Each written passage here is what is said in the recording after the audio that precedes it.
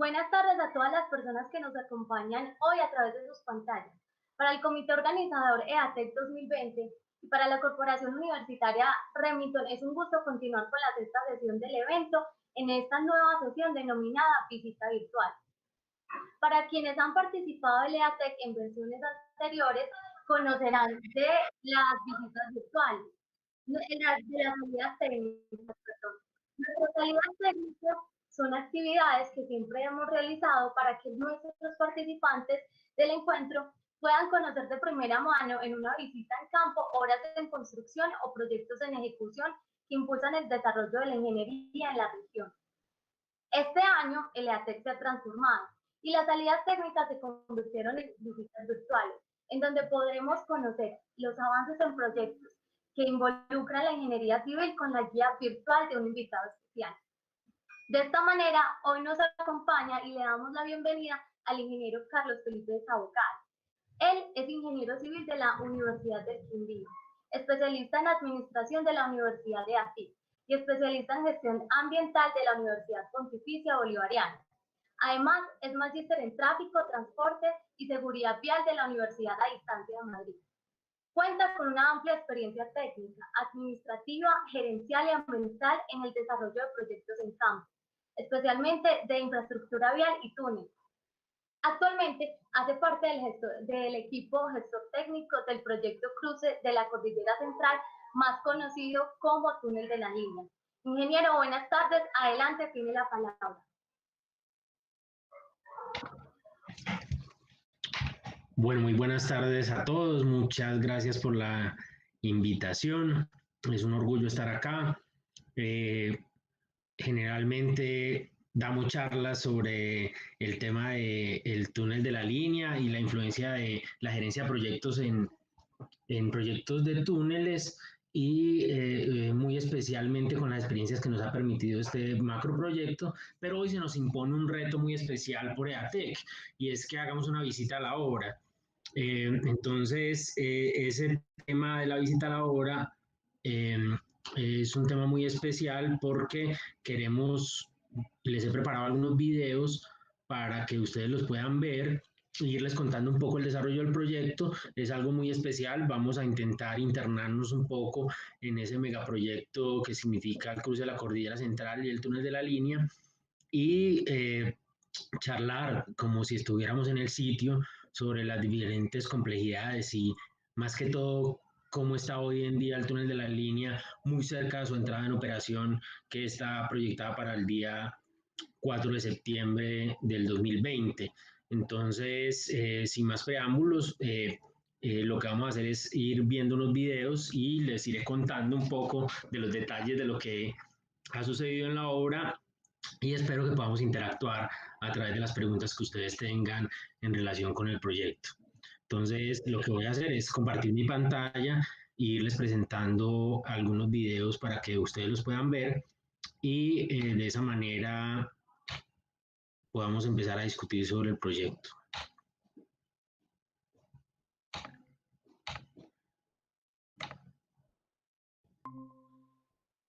En primera instancia, es muy importante contarles a ustedes de qué se trata el proceso constructivo del proyecto y, y cómo se hace un túnel, muy específicamente un túnel en la cordillera colombiana y con nuestra selección técnica de metodología de construcción, que fue el método austriaco de túneles. Entonces, preparamos este video de proceso constructivo para que ustedes lo puedan ver. El túnel de la línea inicia con las actividades de excavación del túnel, que en este caso corresponden a una excavación que se hace a través de voladura de la roca. Se hacen unas perforaciones en la roca a través de una maquinaria especializada que se llama un jumbo. Esas perforaciones corresponden a un diagrama de voladura dependiendo de las condiciones de frente de trabajo que, pues, como ustedes bien saben, en este caso se utilizan los índices internacionales como el rock mass rating, y luego se hace un diagrama de voladura que intente hacer la sección más optimizada posible del túnel para evitar, por una parte, las sobreexcavaciones, pero también, por otra parte, los sobreesfuerzos sobre el macizo. Una vez realizada esa excavación, el éxito del método austríaco de túnel es que parte de los esfuerzos que vaya a soportar la roca sean asumidos por ella misma. Es decir, que la capacidad de autosoporte y autocompensación de la roca sea tenida en cuenta dentro del diseño del túnel es una condición fundamental para que el soporte no tenga que ser demasiado exagerado e impida un funcionamiento correcto del túnel. Por lo tanto, lo que utilizamos aquí en el túnel de la línea son unos arcos de tipo sedente que lo que generan es la capacidad de que el arco de soporte se va acomodando a medida que la roca va tomando capacidad de soporte hasta donde tenga su límite, y donde se halla el límite, que se hace a través de gráficas de esfuerzo y comportamiento en el tiempo, con la deformación, se hace un cierre de los arcos cedentes para que ellos empiecen a tomar carga, y con eso se logra un equilibrio muy bueno entre la capacidad de soporte natural y la capacidad de soporte artificial, lo cual contribuye no solo a un mejor comportamiento del túnel, sino también a una optimización de los costos. Pero ¿esto qué implica? Implica que haya un monitoreo muy permanente del proyecto. Realizado el soporte, la siguiente actividad de muy importante dentro de los túneles es la actividad de impermeabilización. Esta actividad de impermeabilización evita que las aguas de infiltración caigan hacia el túnel, y eso tiene muchas ventajas. Una de las principales es que no hay daños dentro del túnel por infiltraciones, digamos, en las obras, en los equipos electromecánicos. Se garantiza la vida útil de los equipos electromecánicos, pero además eso permite que los niveles de las aguas subterráneas que se van que tienen afectaciones durante la construcción y abatimientos puedan ser recuperados. Y esa recuperación de los niveles hace que también se haga una recuperación de las quebradas. Este es un tema importante porque los túneles son obras que tienen impacto dentro de su parte constructiva, pero sin embargo esos impactos se van recuperando dentro de su etapa operativa si se hace un buen manejo de las aguas.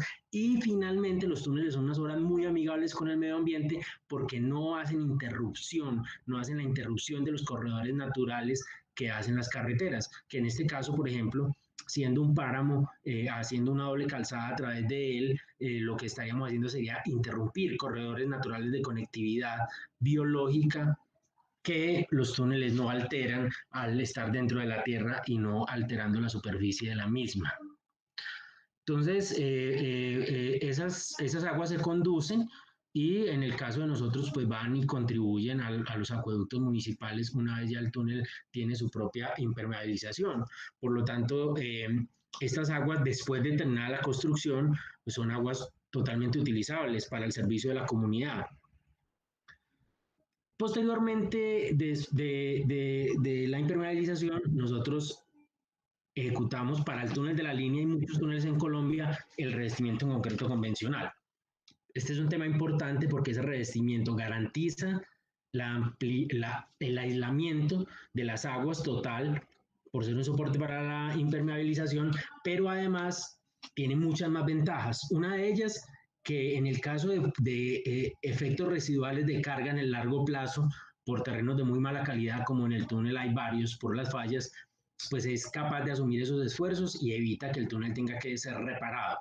Pero además, en el caso de incendios al interior del túnel, garantiza la seguridad de que no va a haber un fallo estructural como consecuencia del incendio, y eso es un tema muy importante. Entonces, digamos, desde el punto de vista de la obra pública y de lo que nosotros hemos desarrollado en los túneles y los proyectos que hemos estructurado recientemente, hemos privilegiado el revestimiento en concreto convencional como una barrera de impermeabilización, una barrera contra fuego y una barrera de operación y de presentación misma del túnel y seguridad vial, que es muy superior a cualquier otro método de acabado del túnel. En el caso del túnel de la línea y en los túneles largos, pues es muy importante hacer un canal separado para el manejo de las aguas superficiales y de los vertimientos. Esto tiene un doble objetivo. El primer objetivo es que garantizo que efectivamente no hay una contaminación de las aguas de infiltración que llegan naturalmente de la montaña, se trasladan detrás de ese manto de impermeabilización que veíamos ahora y pueden seguir su transcurso natural sin ser alteradas. Y segundo, este canal nos permite hacer un manejo adecuado de los incendios para que si hay un incendio, digamos, de un vehículo que traiga líquidos como un carro tanque, ese incendio no sea transportado a través del túnel, generando incendio en los diferentes vehículos que están aguas abajo del mismo. Estos canales tienen la capacidad de autoextinción de incendios y además tienen la capacidad de manejar de forma independiente las aguas y ser capturadas en un tanque especial, con lo cual se garantiza que no haya una afectación ambiental por derrames sobre el pavimento del túnel.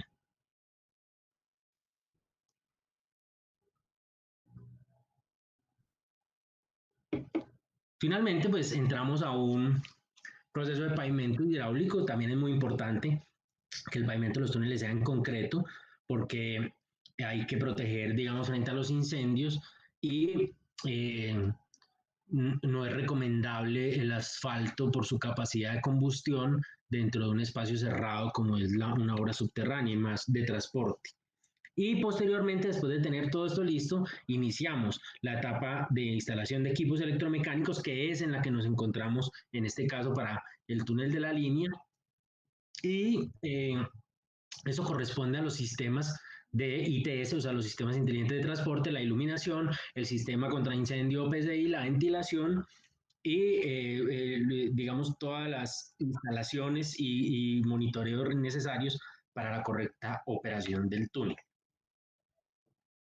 Hecha esta introducción, digamos, necesaria sobre el proceso constructivo, vamos a charlar un poco de cómo ha sido la evolución del túnel, especialmente desde un momento crítico del mismo que fue en el año 2016 y que fue cuando el contratista que inició las obras del túnel terminó su plazo.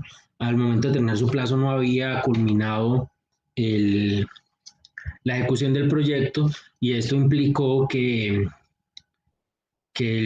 al terminar su plazo contractual las obras del túnel no estuvieran terminadas. Entonces este era el aspecto del túnel más o menos en el momento de finalización del contrato. Digamos que, como ustedes pueden ver, pues el túnel estaba en plena excavación y se estaban haciendo las actividades de soporte someramente se estaba también ejecutando las actividades de revestimiento. En este caso vemos la formaleta de la viga base. La viga base es el soporte del revestimiento en concreto convencional y aparece la membrana impermeabilizante. Ustedes pueden ver que pues, el túnel tiene una magnitud grande en su excavación, son 100 metros cuadrados de área, eso magnifica la acción de las fallas y vemos en este caso los sistemas de sostenimiento tradicionales utilizados por el anterior contratista, como pernos radiales con platina y algunas mangueras para inyecciones de consolidación del túnel. Aquí podemos ver cómo se hace la ejecución de filtros dentro del túnel y también ustedes ven esas mangueras que están ahí, son reservas para la ejecución de inyecciones de consolidación. La metodología de inyecciones de consolidación es una metodología que se utiliza también en los túneles y lo que permite es que en terrenos que requieran mejorar su calidad se haga inyección de alguna lechada o de alguna fibra que genere una mejor condición del terreno. Esa metodología también puede ejecutarse de una manera diferente con metodologías tales como los pernos autoperforantes, también el soporte que hablamos ahora con arcos sedentes, el concreto lanzado con fibras y todas esas son metodologías que de acuerdo a la condición de cada túnel y a su momento se combinan para lograr una estabilización.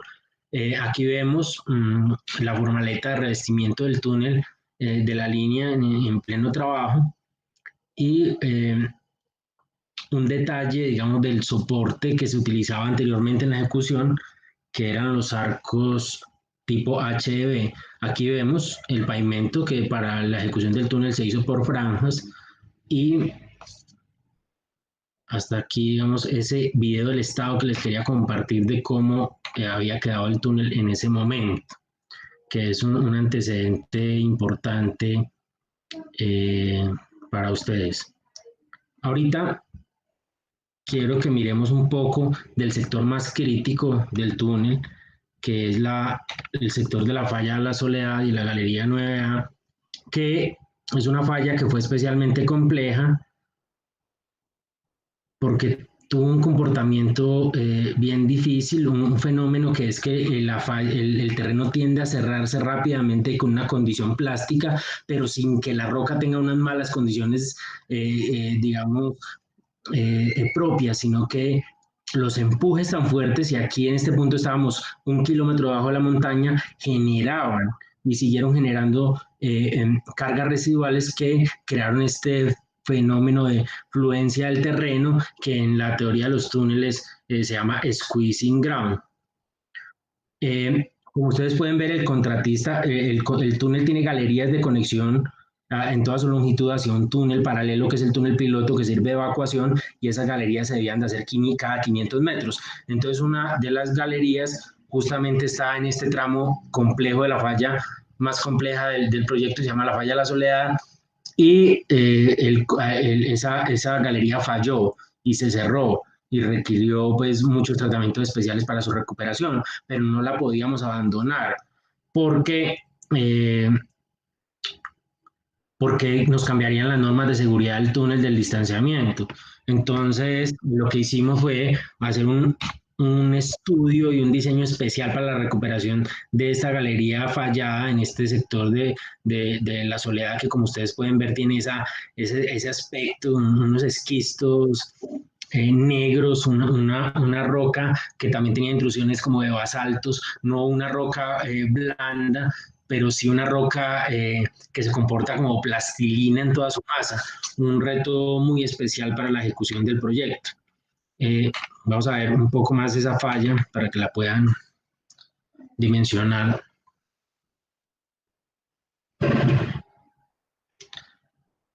Aquí podemos ver ese sector de la falla La Soledad, cómo tiene un soporte y unos arcos mucho menos espaciados, ¿sí? Arcos cada 50 centímetros o cada 30 centímetros, o sea, casi un arco enseguida del otro, y a pesar de eso, zonas que se venían cerrando y que requirieron una reingeniería total en el contrato posterior, que fue el contrato de culminación del proyecto, variando un poco la metodología de diseño a la que hemos estado conversando, una metodología en que también había una contribución de carga a la roca, en que había pernos mucho más largos y una actividad muy especial, y era que en la parte inferior del túnel se completaba el refuerzo haciendo un invert o una solera, que es decir, completar la excavación del túnel en la parte inferior para que el soporte sea uno solo y funcione casi como un círculo de soporte, lo que genera finalmente estabilidad en esta zona crítica de falla,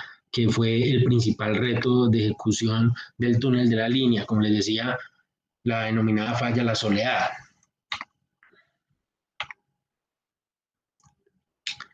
Enseguida quiero mostrarles cómo son los intercambiadores de acceso al sector del túnel de la línea y al sector de tanto en el ingreso del túnel de la línea como en la salida del mismo. Este intercambiador se llama el intercambiador Américas, que es el ingreso al túnel de la línea del departamento del Quindío, y como ustedes pueden ver, al fondo se ven las obras de la segunda calzada, y más al fondo, un poco más al fondo, los municipios de Calarcá y de Armenia. Estamos en una altura más o menos de unos 2.400 metros sobre el nivel del mar, que es donde inicia el túnel de la línea y sus túneles de ingreso, que en total son 3. Entonces, en este momento vamos a poner al servicio de los colombianos 5 túneles, 3 túneles de ingreso que suman 1.8 kilómetros, más el túnel de la línea principal de 8.6 kilómetros y un túnel paralelo de 8.6 kilómetros, que es el túnel piloto, que permite la evacuación segura en caso de una emergencia. Estas son imágenes recientes. En este momento estamos en una actividad muy rápida y acelerada de la adecuación del intercambiador y su embellecimiento. Al fondo ven lo que es la vía existente de la línea, que en este último mes la cerramos totalmente para hacer las adecuaciones, para hacer una gran ampliación del peaje, porque uno de los grandes problemas de la línea es que tiene un peaje muy pequeño y eso genera siempre embotellamientos. Ahora se va a hacer un peaje que va a contar con una total de 8 carriles, 4 en cada lado, y adicionalmente se va a hacer, pues, digamos, todo el paisajismo, toda la nivelación de terreno y las obras de seguridad vial y señalización que permitan una correcta operación del túnel. Entonces, como ustedes pueden ver, desviamos el tráfico hacia esta variante que cuando ya esté culminado va a ser una vía en un solo sentido para hacer la adecuación de toda la vía del lado de su costado izquierdo en la pantalla de ustedes, y toda esa otra zona central serán zonas de servicio al usuario y plataformas de centro de control de operación del proyecto, que son las actividades en que nos encontramos actualmente. Entonces, ese es el intercambiador Américas, la entrada al túnel de la línea. Luego, en el otro sector tenemos el intercambiador Bermellón, que es justamente la salida del túnel de la línea. Inmediatamente al salir del túnel también se ingresa una serie de túneles cortos que hay en Tolima para llegar a Cajamarca, un total de 15 túneles cortos adicionales, como lo podemos ver acá. Y esta es la zona de empalme provisional para el intercambiador Bermellón. Esta segunda calzada va a estar lista en abril. Entonces, para el proyecto en ese momento va a quedar totalmente como un par vial. Ahí está el perro, que es la mascota del proyecto. Va a quedar como un par vial, pero por ahora tenemos que conectarnos a la vía existente. Entonces, se hizo toda esta obra de conexión que fuera lo suficientemente retirada del túnel de la línea, de forma que los vehículos, después de pasar el túnel de la línea, puedan hacer un ingreso organizado y distribuirse nuevamente hacia el proyecto. Como vemos aquí, tenemos el peaje en el otro costado, o sea, no hay dos peajes, sino que se va a pagar uno en cada sitio. Los que van hacia Calarcá pagan en este sitio, y los que vienen hacia Cajamarca pagan en el sitio de allá.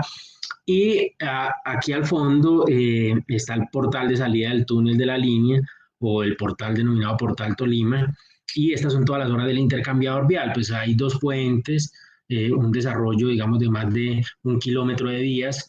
Es una obra bastante compleja, y pues este es un estado muy reciente en donde estamos acelerando para terminar todas estas obras y lograr la puesta al servicio cumpliendo la meta del 4 de septiembre. Ahora quiero mostrarles de una manera muy rápida cuáles son más o menos los elementos que se ponen para la operación del túnel en uno de estos videos que se han hecho en estos días. Bueno, aquí está hablando alguno de los ingenieros del proyecto, pero créanme que yo tengo mejor voz, entonces ahí les voy explicando. El túnel tiene una emisora de radio para que los vehículos que estén al interior de la misma puedan ser informados sobre cualquier eventualidad. Adicionalmente, hay un sistema de ventilación que se llama longitudinal, que se trata de estos ventiladores que están colgados sobre la parte superior del túnel, y son ventiladores, digamos, tipo turbina, y esos ventiladores conducen el aire sobre la parte superior, alejándolo de la zona donde se encuentran las personas mientras ellas hacen su evacuación. Estos ventiladores tienen unas condiciones de potencia muy exigentes, por lo cual se hizo tanto desde Cajamarca como desde Quindío una línea especial de energía para garantizar el suministro del túnel de la línea sin ningún inconveniente. También está toda la señalización que ustedes pueden ver. Tenemos todos los sensores que se encargan de mirar los gases que son peligrosos para las personas, y también los opacímetros se encargan de ver cuáles son el nivel de oscuridad, bien sea por contaminación o bien sea por niebla, para poder tomar decisiones. Esas decisiones podrían ser o prender más ventiladores en la operación normal, o hacer una restricción de la velocidad por condiciones de niebla. Esas decisiones, este anemómetro lo que sirve es para mirar el tiro natural o la dirección del viento y también ajustar el sistema de ventilación. Si alguien se detiene o tiene un problema, hay un megáfono por el que el centro de control se comunica con la persona. Lo que hace el operador es decirle inmediatamente que se aleje, que tenga cuidado. Tenemos unas luces que funcionan si se va toda la energía del túnel. Como les digo, tiene que irse la energía en 2 departamentos y en 6 plantas de generación que tenemos nosotras propias, pero pueden pasar las 3 eventos y sin embargo se sigue contando con una iluminación de emergencia para evacuación. También hay cámaras de detección automática de incidentes. Esas cámaras de detección automática de incidentes son importantes porque ellas ya tienen una programación en la que, como el operario del centro de control tiene que tener la capacidad de mirar unas 200 cámaras, entonces él no las puede estar viendo todas al tiempo, él estará concentrado en zonas álgidas, pero esta cámara de detección automática de incendios detecta inmediatamente tanto un exceso de velocidad como una detención, como un incendio, como algo que salga de los vehículos, como humo. Entonces la cámara detecta, identifica de qué se trata el antecedente y hace que mediante una configuración automática esa cámara se tome un espacio en el video wall, o sea, en la pantalla principal de control del túnel, y que alerte de forma automática a los operadores. Aquí tenemos los gabinetes SOS, que como ustedes pueden ver, son los que permiten el control de los diferentes equipos, pero también la comunicación. En caso de alguna emergencia, pues como les decía, hay un sistema de megafonía, pero el sistema de megafonía es unidireccional, o sea, el operador del centro de control puede dar instrucciones en toda la longitud del túnel, pero no puede escuchar a las personas. Y lo que hay en estos gabinetes SOS es tanto extintores como también un teléfono que le permite una comunicación ya bidireccional al usuario del túnel. Entonces la persona levanta el teléfono, toma comunicación con el operario identifica lo que pasa y pues inmediatamente se toma la acción, aquella acción que pudiera ser necesaria. Como pueden ver, pues el sistema de iluminación también es un sistema de iluminación eficiente. Se han hecho una pintura lateral de las paredes para que contribuya y mejore a la seguridad vial del proyecto. Y con todas esas, en lo rojo que se ve a los lados, si lo pueden ver, de la tubería contra incendio, que tiene una redundancia, por si una tubería falla, también hay otra. Y pues todos esos sistemas lo que atienden es la seguridad de las personas que utilicen esta infraestructura.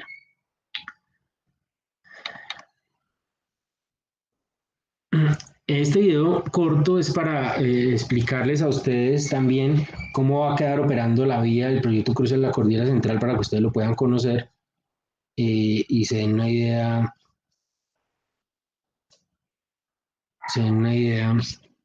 de la operación del proyecto. Entonces, como ustedes saben, el túnel de la línea está ubicado entre los departamentos del Quindío y Tolima y va a tener una operación unidireccional en 2 carriles hacia Tolima, o sea, hacia Bogotá. Hay 3 túneles de acceso iniciales que suman 1.8 kilómetros y luego el túnel principal de 8.6 kilómetros con una velocidad de operación de 60 kilómetros por hora, un túnel paralelo y 17 galerías o 17 conexiones que le permiten un seguro escape a aquella persona que pueda verse involucrada dentro de un evento. Como ustedes lo pueden ver acá, cualquier persona que esté, si se genera un evento, digamos en el sitio que está el camión, cualquiera que esté delante de él puede escapar sin ningún inconveniente. Y quienes queden detrás de él deben desplazarse hacia el túnel piloto y tener una evacuación segura en un sistema de ventilación independiente que tiene el túnel piloto a presión, de forma que los humos no ingresen dentro del túnel piloto en el caso de un incendio en el túnel principal, que es el evento más crítico y más que podría ser, digamos, más peligroso en este corredor. Y la vía que conocemos, la vía actual o la vía existente al alto de la línea, va a quedar ahora toda en un solo sentido hacia el municipio de Calarcá, es decir, que pasa de tener un carril a tener 2 carriles en un solo sentido, lo cual pues también de forma definitiva va a mejorar en muchísimo la movilidad no solo se genera una mejora para quienes van por el túnel de la línea, sino que se genera una gran mejora para quienes circulan ya en un solo sentido por la vía actual. Y finalmente,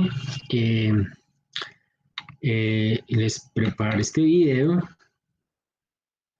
para que hagamos un recorrido por el túnel de la línea, ahora sí, en su condición actual y próxima, pues, digamos, a entrar en operación para que ustedes lo puedan ver.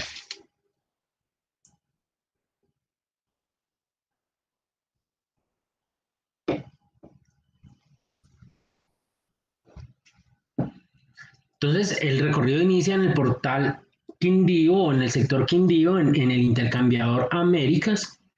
Como ustedes vieron en las imágenes del dron, el intercambiador Américas está en culminación y es la puerta de entrada al túnel de la línea en el municipio de Calarcá.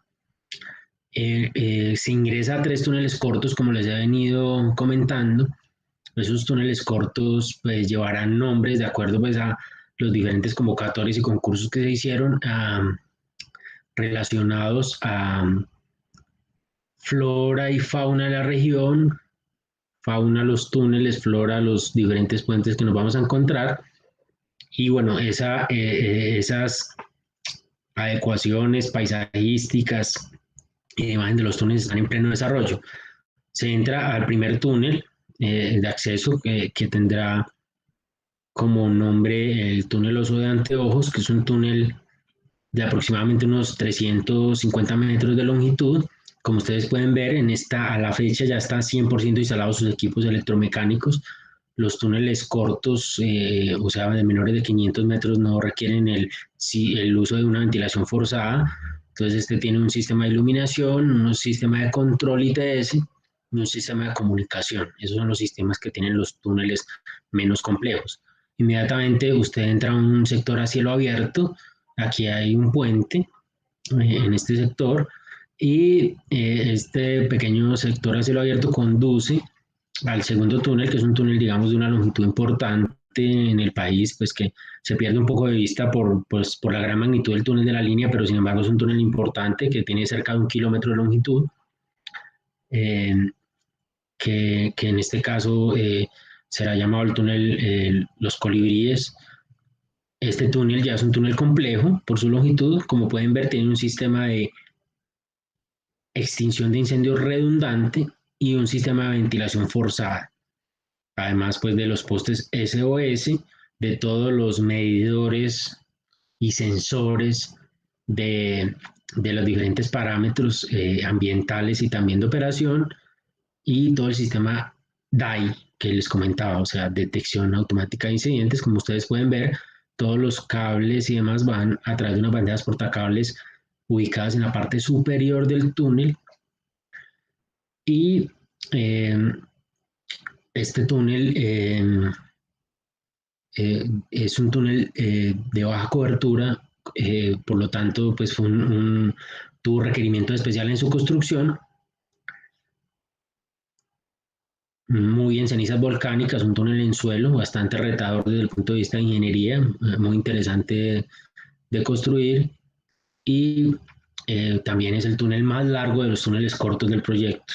O sea, después de la longitud del túnel de la línea y el túnel piloto, que es paralelo, pues estos dos túneles, este túnel es el que tiene mayor importancia. Pasamos a otro sector a cielo abierto con un puente. Este es el sector que se ha denominado tradicionalmente como obras anexas al proyecto. Y entramos al último túnel, que será denominado el túnel Barranquero. Es un túnel también importante, cerca de 600 metros. No me van a hacer la suma que les dije. 1.86, 600, sí, está bien. Y también tiene un sistema contra incendio, tiene un sistema de ventilación, tiene sistema de detección automática de incidentes, sistema de control, postes SOS y un sistema de iluminación. Pues naturalmente, como ustedes lo ven, la iluminación, hay una iluminación normal, una emergencia. La normal son las luces y también esos indicadores de los hastiales a mano derecha, que esas luces o esas balizas que se llaman, lo que indican es la distancia que usted debe mantener entre vehículos. Entonces tenemos un último sector a cielo abierto y encontramos el portal Galicia del túnel de la línea o el portal del túnel principal. Este túnel se denominará el túnel de la línea, pues como ha sido conocido, digamos, desde su época de proyecto y demás. Y este túnel ya tiene 2 carriles de circulación como los anteriores, pero adicionalmente tiene un carril a mano derecha, un carril completo de 2,95 de ancho para las emergencias. Es decir, que en este túnel hay 3 carriles.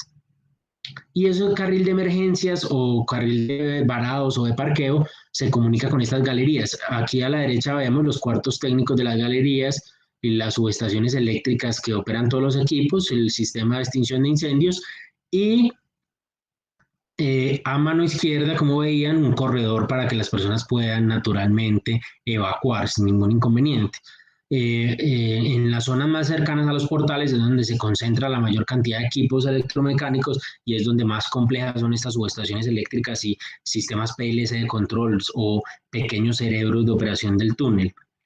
El túnel también tiene un elemento especial y es un cable sensor, o sea, hay un sensor lineal, de forma que cualquier aumento de temperatura es detectado ya no digamos, cada tanto que se pone un anemómetro, cada tanto que se pone un opacímetro, sino que en cada milímetro del túnel que se pueda generar una condición diferente, inmediatamente el cable sensor nos da un dato de la ubicación exacta.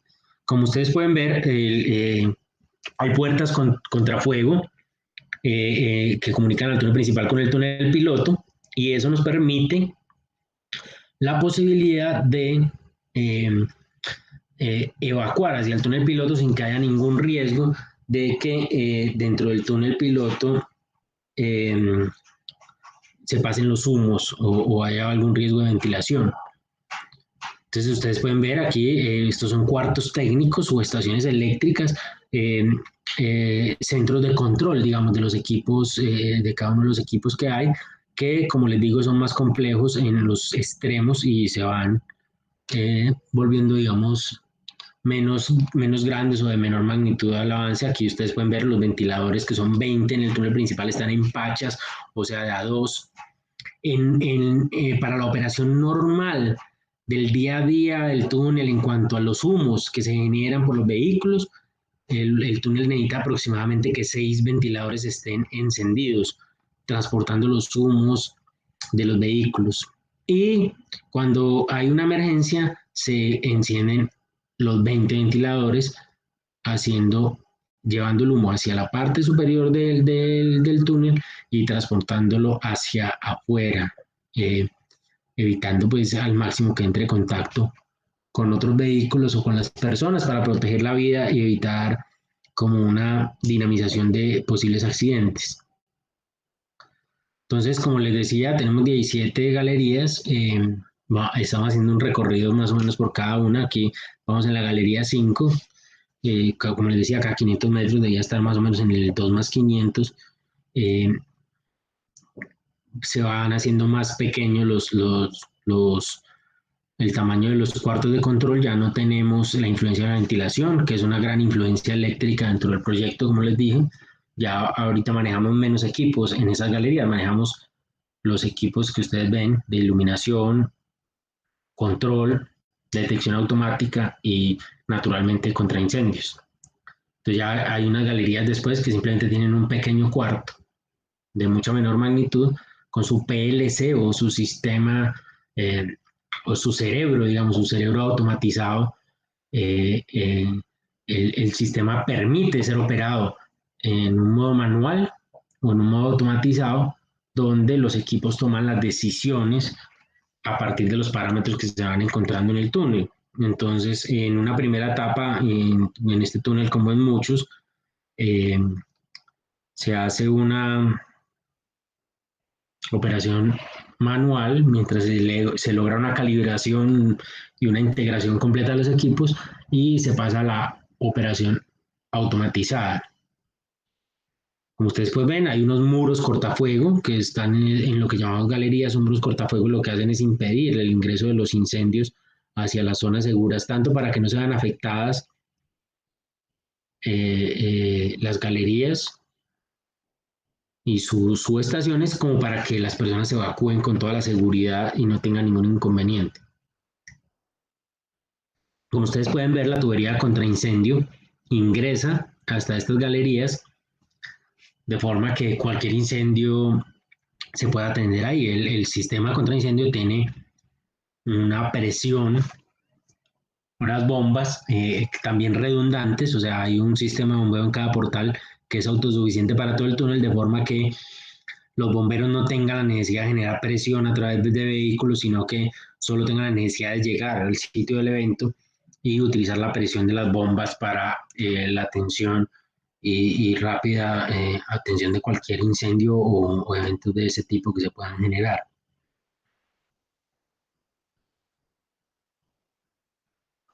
Como pueden ver, allá se está señalizando el carril de emergencia, que es el derecho. Ese carril, como también se ve con ese vehículo, es lo suficientemente ancho. ¿Para qué? Para que si alguien tiene un problema mecánico, se va a dar o necesita atención, se pueda orillar de forma segura, porque los túneles, pues, un accidente por alcance sería bastante peligroso. Entonces, ese carril de emergencia le da bastante seguridad al túnel. O sea, digamos que dentro de los análisis de riesgos es un elemento que permite un nivel de seguridad muy alto para el usuario, debido a que los vehículos con fallos o problemas no quedarían dentro de la vía en circulación, y eso evita, digamos, muchos de los riesgos y contingencias que se presentan generalmente en este tipo de proyectos. La Galería 11 quiere decir ya estamos al lado del Tolima, como les decía, más o menos la mitad sería como la Galería 9, ya estamos en el departamento del Tolima, aún bajo la roca, una roca de mucho mejor calidad, una formación geológica que corresponde ya más a una placa continental, diferente a la placa oceánica que está en el lado del Quindío y que intenta intruirse, generando fallas geológicas, movimientos tectónicos y adicionalmente pues muchos problemas para nosotros los ingenieros en la ejecución de las obras. Entonces, Quindío es un sector que dio mucho más trabajo en cuanto a estabilización.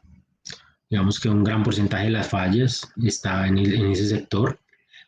Y por eso, digamos, cuando se hizo el túnel piloto, que fue un túnel necesario para conocer toda la geología del proyecto y para poderle dar viabilidad a este proyecto, no se encontraron en la mitad, se encontraron más en el sector de Quindío, porque Cajamarca tuvo un avance mayor y sí, no es porque los quindianos pues trabajemos menos duro, no, sino porque realmente la condición del departamento en cuanto a fallas pues es mucho más crítica, y también en cuanto a presencia de agua y complicaciones de tipo hidrogeológico. Aquí ya estamos recorriendo el kilómetro 6 del proyecto. Como ustedes ven, se empiezan a ir aumentando los tamaños de las subestaciones y los PLCs. Tenemos este muro, la puerta contra incendio, y a medida que vamos llegando hacia la galería, pues la última galería, la 17, otra vez se va aumentando la necesidad del uso de los cuartos técnicos. Como yo les decía, en toda esta longitud hay una emisora de radio que deben sintonizar los usuarios para recibir de forma oportuna cualquier alerta. Es una tecnología, digamos, de punta que se utiliza y que pues aplica mucho a la seguridad. Uno espera pues siempre que los usuarios la utilicen, pero también uno se da cuenta que no es que sea muy común. Cuando uno circula por los túneles de Villavicencio, yo le pregunto a la gente,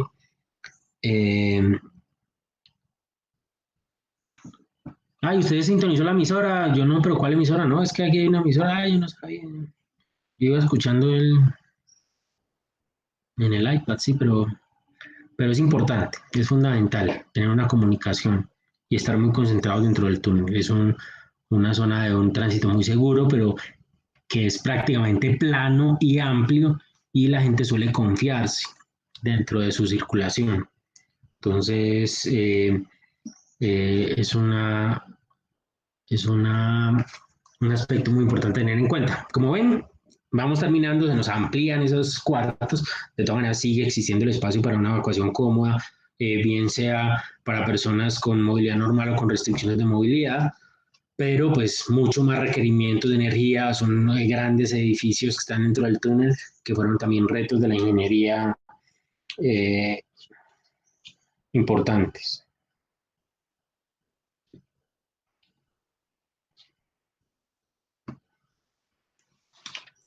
En este sector volvemos a ver la ventilación, como les decía, hay 20 ventiladores, o sea, 10 pachas de 2 ventiladores y 5 pachas más o menos cerca de cada túnel. Este túnel tiene varias condiciones que favorecen la ventilación. Uno, está en ascenso, entonces los humos tienden a ir hacia arriba.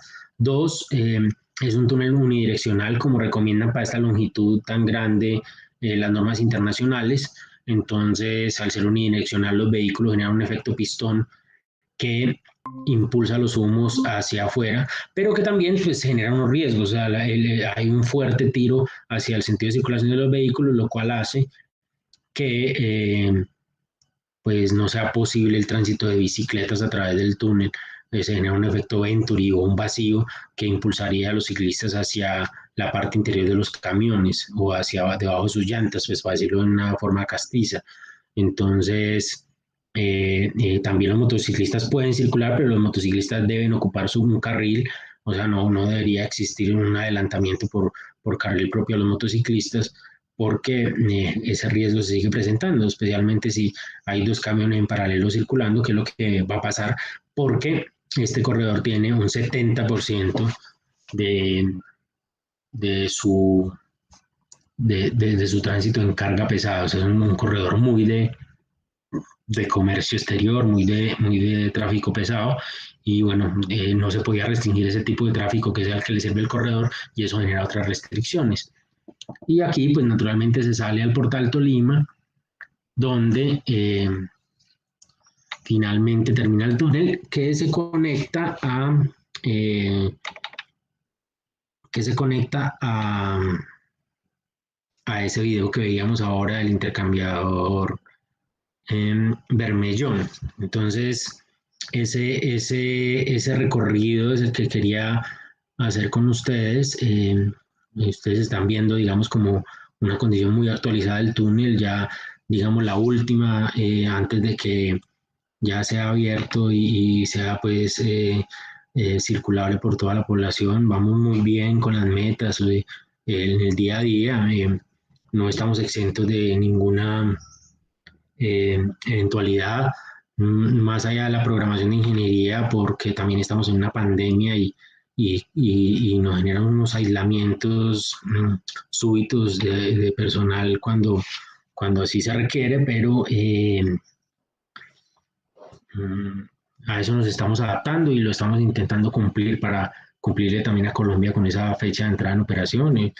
La dirección de Invías, pues el director es una persona muy comprometida con este proyecto y está al frente prácticamente a diario aquí junto con nosotros, el equipo de gestión. Aquí está mi LinkedIn y mi correo electrónico.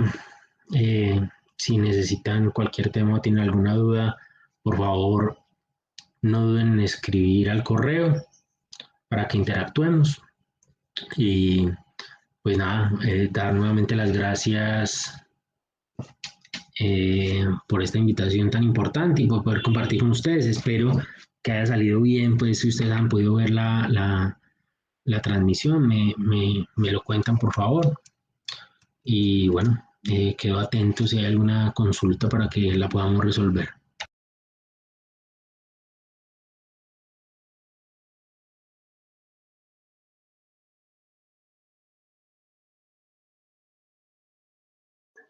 Ingeniero, muchas gracias. Aquí en el chat de YouTube tenemos algunas preguntas. Voy a proceder a leerlas.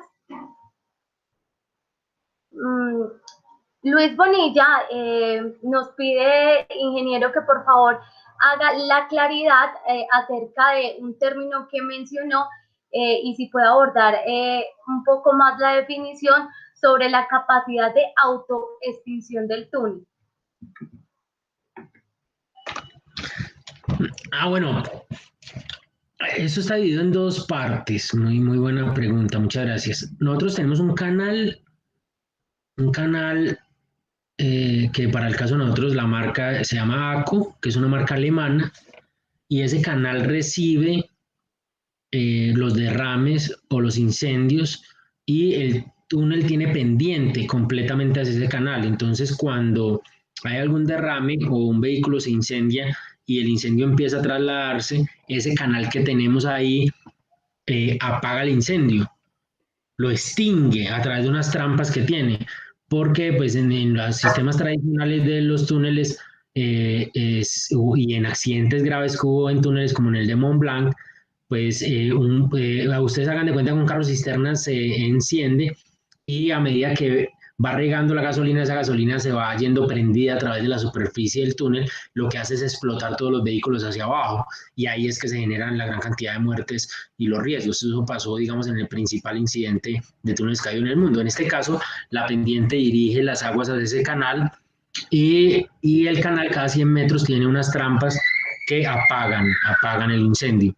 Eso en cuanto a autoextinción del canal, diferente a la operación del sistema de protección contra incendio, que pues sí naturalmente requiere la intervención o bien de los usuarios que tienen unos extintores en los postes SOS para pequeños eventos, o de los bomberos a través de su llegada y conexión a las siamesas del sistema de PSI, pero que lo que sí tiene es una redundancia, de forma que si se rompe en algún punto la tubería, esta puede ser suplida desde cualquiera de los dos portales del túnel, de forma que se entiende pues que es un sistema muy seguro. Hay nuevas tecnologías que se han ido implementando para estos temas de extinción de incendios, pero por lo menos nosotros estamos en una tecnología aceptable y segura. Muchas gracias, ingeniero. Voy a hacer aquí dos preguntas que se relacionan mucho.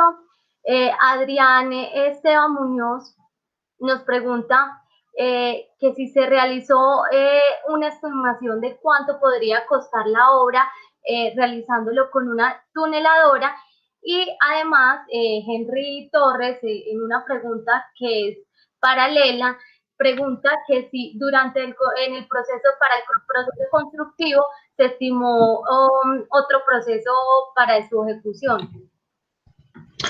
Sí, bueno, las tuneladoras son como los carros, o sea, ahí han ido avanzando y han ido avanzando muy rápidamente. Cuando se estructuró este proyecto del túnel de la línea, las tuneladoras ya existían, tenían mucho avance, pero nada similar al avance actual y al estado del arte del mismo. Entonces, ¿qué pasa? Las tuneladoras suelen ser de un único escudo o de doble escudo. Y eso depende del tipo de terreno que se vaya a enfrentar. Una tuneladora que se enfrente a terrenos muy blandos es una tuneladora que es más de empuje, y una tuneladora que se refiere a terrenos muy duros, como rocas de muy buena calidad, es una tuneladora de corte. Esas tuneladoras tienen muy buenas capacidades, pero en el momento en que se estructuró este proyecto, todavía no existía como la tuneladora todoterreno o la 4x4. Entonces, ¿cuál es el problema? El problema es que las tuneladoras tienen un costo muy alto, muy, muy alto, de millones de dólares, y si una tuneladora deja de avanzar en uno de los sectores, esa tuneladora, pues digamos, entre comillas, no tiene reversa. Casi es imposible de desarmar. Entonces lo que han hecho en muchos proyectos cuando lo hacen con dos tuneladoras es que lo que generalmente es que pierden una, la entierran y la otra tuneladora la sacan por el hueco que hizo la anterior, debido a que pues sacarla hacia atrás es muy difícil y también desenterrarla.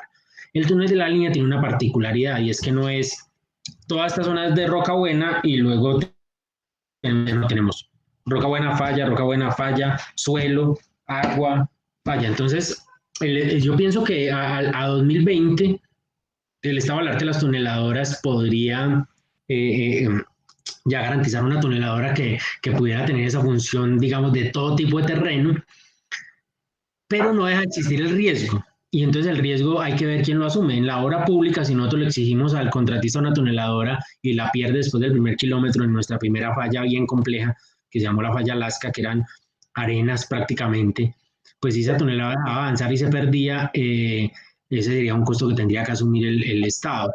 Digamos que un concesionario o un privado que piense en la ejecución de un túnel podría hacer esa comparación riesgo-eficiencia. Pero para el caso del túnel de la línea, quienes la estructuraron hicieron un análisis y dijeron que por las condiciones del terreno no era posible la ejecución con una tuneladora. Ahora viene el proyecto del segundo túnel de la línea, que será el siguiente reto en el futuro, y habrá que ver, de acuerdo al avance del estado del arte en ese tipo de elementos, cómo funcionaría. Sin embargo, pues es muy claro aclarar que los tipos de terreno de Colombia, por su geología relativamente joven, son muy diferentes a otros tipos de terreno, y que en Colombia sí tenemos muy buenas experiencias con uso de toneladoras y las hemos visto, pero con unas condiciones uniformes de terreno, por ejemplo, como las arcillas de la sabana de Bogotá, donde se han hecho con toneladoras grandes túneles para temas de alcantarillado. Habría que analizar un poco más el estado del arte y ver quién toma el riesgo, porque es un riesgo grande, el de la pérdida del equipo. Muchas gracias, ingeniero. Henry continúa aquí preguntando sobre qué uso se le dio al material que fue extraído en la perforación. Sí, eso es un tema también muy importante que se ha venido discutiendo en el tema de túneles. En nuestro caso, nosotros lo utilizamos para hacer pavimentos y agregados pétreos de concretos y también agregados pétreos para base y subbase, aquel material que lo permitió. En nuestro análisis y por las condiciones estrictas del INVIAS para la ejecución de bases, subbases y pavimentos, si usted lo asimila a un túnel, solo el terreno, digamos, tipo 1 y tipo 2 y alguna posibilidad del terreno tipo 3, podría utilizarlo para ese tipo de cosas. Las fallas, que son terrenos altamente fracturados o simplemente barros y arcillas, pues son prácticamente inútiles para cualquier aplicación de obra civil, y en nuestro caso pues tuvieron que ser depositados en un SODME. Sin embargo, en una visión más integral y que se trabajara de una forma más profunda, como se ha venido planteando últimamente aquí, y especialmente por algunos profesores de la Universidad Nacional, pues eso se podría utilizar en un tema intermedio, como por ejemplo decir adoquines o ladrillos, y eso es un tema que hay que desarrollar en los proyectos. En nuestro caso, solo llegamos a la utilización de los materiales de buena calidad en lo que tiene que ver con la fabricación de concretos y de pavimentos. Muchas gracias, ingeniero. Y pues de pronto nuestros participantes recordarán que en la conferencia de apertura tuvimos al arquitecto constructor que nos hablaba sobre la importancia de reciclar los materiales y de la posibilidad de poder utilizarlos en otros elementos de la obra o del proyecto. Ingeniero, Stevenson Salazar nos pregunta qué resistencia del concreto se utilizó para el túnel y sobre todo, él pregunta en la parte que sostiene el terreno. Yo creo que se refiere es a la parte donde está la falla más compleja. Sí, la condición más normal, el túnel, la condición más normal de resistencia al concreto para los lanzados y el concreto de revestimiento es de 28 megapascales. Y los concretos para el caso de los túneles, y en nuestro caso siempre fue adicionado con fibras, de dos tipos de fibras de acero y fibras sintéticas. Listo. Muchas gracias, ingeniero. Carlos Granada nos pregunta, ¿con qué criterios se seleccionó el sentido del túnel? El sentido de circulación. Ingeniero. Sí, no prendí el micrófono. Prendí con la cámara. El proyecto tiene una configuración general de operación que comprende dos túneles. El túnel en el sentido Buenaventura-Bogotá y el túnel en el sentido Bogotá-Buenaventura. Eso fue a través de una gran cantidad de estudios geológicos, geotécnicos, ambientales que permitieron decidir cuál era la ubicación de los dos túneles. El segundo túnel de la línea, que es un túnel de 10 kilómetros que habrá que hacer en el futuro, queda al norte del actual. Es decir, si vamos desde Calarcá hacia Cajamarca, al lado izquierdo, y si vamos de Bogotá por Buenaventura hacia el lado derecho. Entonces, esa condición preseleccionada donde se analizó toda la montaña de un proyecto de dos túneles hace que el túnel actual sea el del lado derecho y el de operación en el sentido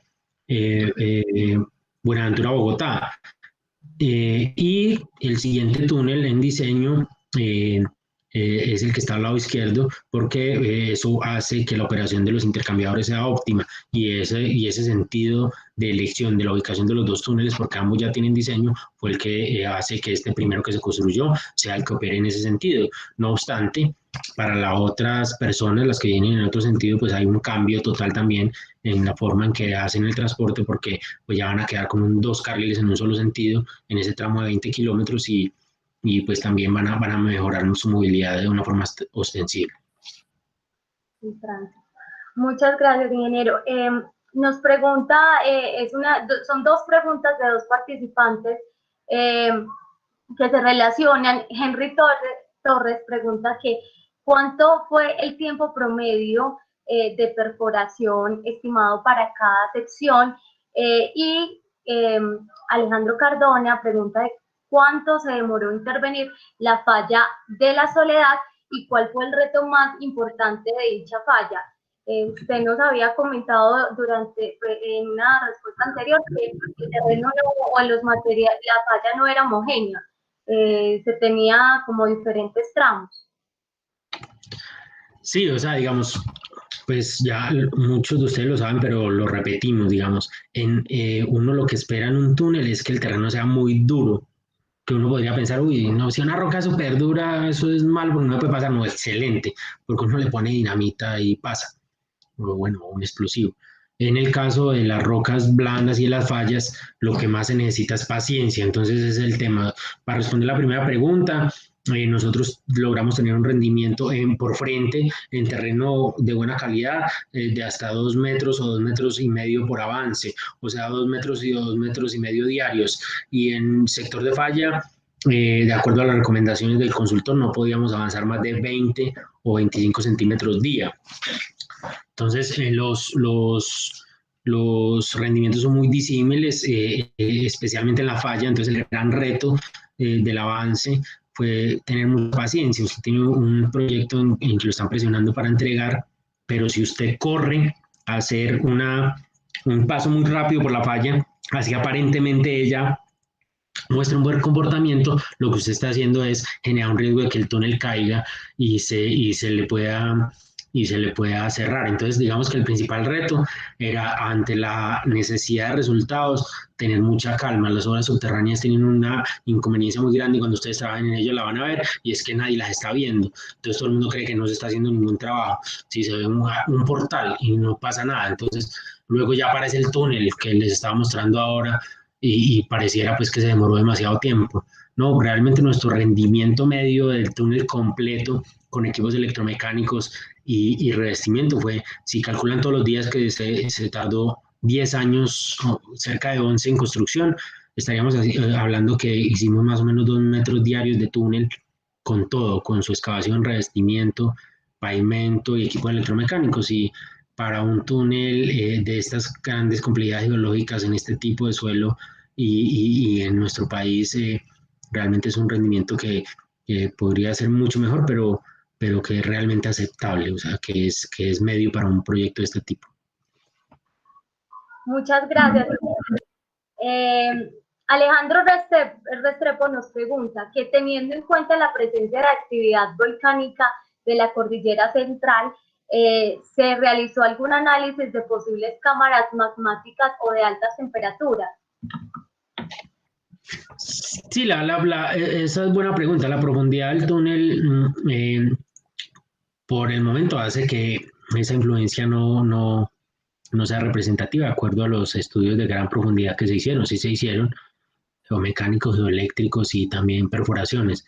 Pero si usted en la cordillera central emprendiera un túnel como que se ha pensado que es un túnel de base que han propuesto algunos privados, usted tendría que empezar a hacer ese tipo de consideraciones porque, digamos, nosotros nuestra cobertura máxima es de 1 kilómetro, pero después de 2 kilómetros o 2,5 de cobertura, o sea, digamos, al nivel de los municipios aledaños, ya empieza a denotarse unos aumentos de temperatura, de gases y de comportamientos que podrían llegar a influir en nuestra cobertura y en nuestra condición, sin influencia de ese tipo, afortunadamente.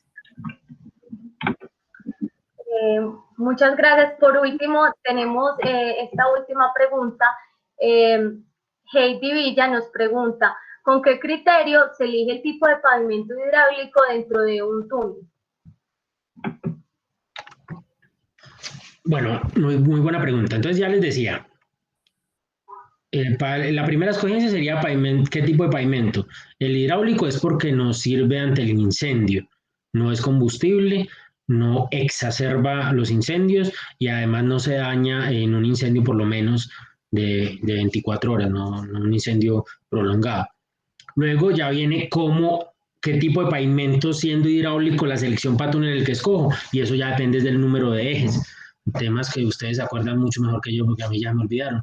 Entonces, los especialistas cogen el tránsito promedio diario, miran cuántos vehículos van a pasar, de qué tipo son, si son de carga y su composición, y a partir del número de ejes ya se tiene la estructura y la resistencia o el módulo de rotura, que es con lo que calculan el pavimento.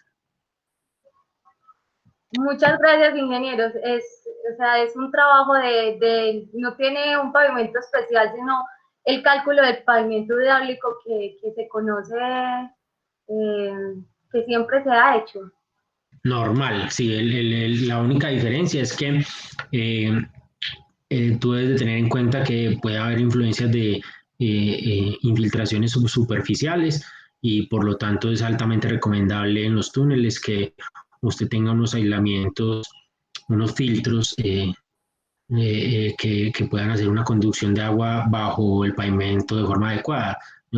Al contrario, más bien no aislamiento, sino un filtro que permita el tránsito del agua de forma constante, del agua de infiltración, como los filtros que les mostraba ahora, de forma que luego una supresión no vaya a hacer un daño dentro del pavimento. Listo. Muchas gracias, ingeniero. Son todas las preguntas que tenemos en el día de hoy. Antes de terminar, quiero recordarles a nuestros participantes que el día de mañana vamos a tener la competencia. Esta competencia se realizará en 2 horarios. Pueden estar pendientes de nuestras redes sociales en las cuales estaremos publicando cuáles son los criterios y las recomendaciones para ser parte de esta competencia. Va a ser a través de unos formularios.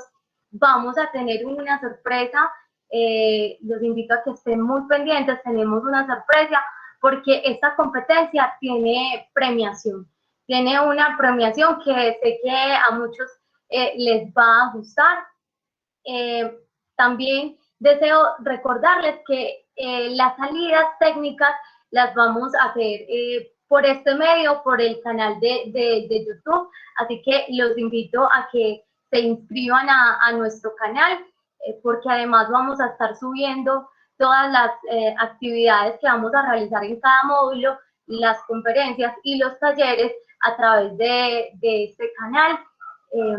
No siendo más por hoy, les damos las gracias, estén muy pendientes también de nuestras redes sociales y de su correo electrónico, donde muy pronto les va a estar llegando la inscripción para el segundo módulo de LEATEC, el segundo módulo que comienza la próxima semana. Recuerden que además nosotros estamos haciendo un control y un seguimiento a aquellas personas que están participando de las actividades y van a ser certificadas.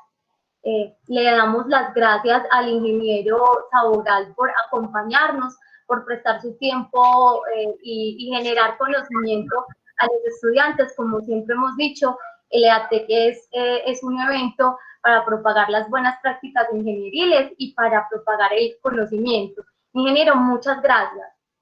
No, muchas gracias a ustedes. Ya saben, desde el 4 de septiembre, en esta época de pandemia estaban muy limitadas las visitas, pero pues se Por escapan en supuesto.